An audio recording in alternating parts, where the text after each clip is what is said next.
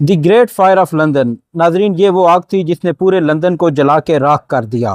یہ آگ اس قدر شدید تھی کہ اسے بجھانے میں 5 دن لگ گئے، اور بادشاہ چارلس اس وقت کے جو بادشاہ تھے انہوں نے بھی اس آگ کو بجھانے میں بطور فائر فائٹر اپنا کردار ادا کیا۔ ناظرین اس خوفناک آگ کی جو شروعات تھی وہ کہاں سے ہوئی؟ وہ شروعات ہوئی تھی بالکل یہاں سے۔ یہاں ایک بیکری موجود تھی، اور اس بیکری کا جو مالک تھا وہ رات کے وقت اپنا اوون بند کرنا بھول گیا۔ اس وقت الیکٹرک اوون تو نہیں ہوا کرتے تھے، لیکن تندور طرز کا ایک اوون تھا جس سے ایک چنگاری نکلی، اور 2 ستمبر 1966 کو اس چنگاری نے پورے لندن کو جلا کے راکھ کر دیا۔ ناظرین اس چنگاری کی وجہ سے پہلے بیکری کے فرسٹ فلور میں آگ لگی، اور اس کے بعد دیکھتے ہی دیکھتے اس نے پورے لندن کو اپنی لپیٹ میں لے لیا۔ اس آگ پر قابو پانے کے لیے بہت سے گھروں کو جو ہے وہ پہلے بموں کے ذریعے اڑایا گیا تاکہ اس آگ کو جو ہے وہ مزید تقویت نہ مل سکے۔ اس آگ کے نتیجے میں لندن کے 90% گھر جل گئے، اور جہاں کا مشہور چرچ بھی جو ہے وہ بھی جل کے راکھ بن گیا۔ اس آگ کی شدت اتنی زیادہ تھی کہ اس چرچ کے جلنے کی وجہ سے اس چرچ میں موجود سیسا بھی گلیوں میں پگھلنے لگا۔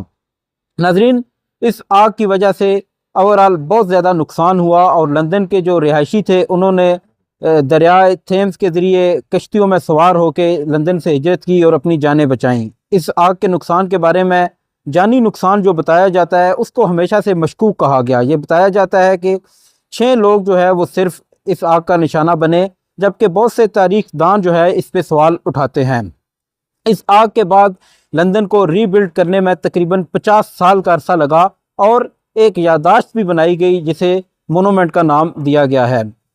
ناظرین لندن کے اس اتنے بڑے نقصان کو جو ہے ویسے تو جو ہے وہ کسی کو ذمہ دار نہیں ٹھہرایا گیا، لیکن پہلے مرحلے میں اسے ایکٹ آف گاڈ قرار دے دیا گیا۔ بعد میں جو ہے ایک فرانسیسی کو اس کی سزا دی گئی، اور بعد ازاں کچھ عرصے کے بعد یہ پتہ چلا کہ وہ فرانسیسی ذہنی طور پر معذور تھا۔ تقریباً 300 سال کے بعد جو بیکری کے کچھ مالکان تھے انہوں نے جو ہے وہ اس چیز کو تسلیم کیا، اور انہوں نے یہ مانا کہ واقعی آگ جو تھی وہ بیکری کے مالک کی غلطی کی وجہ سے لگی تھی، اور بعد ازاں یہاں پہ یہ تختی نصب کی گئی اور اسے ایک یادگار جو ہے وہ قرار دے دیا گیا۔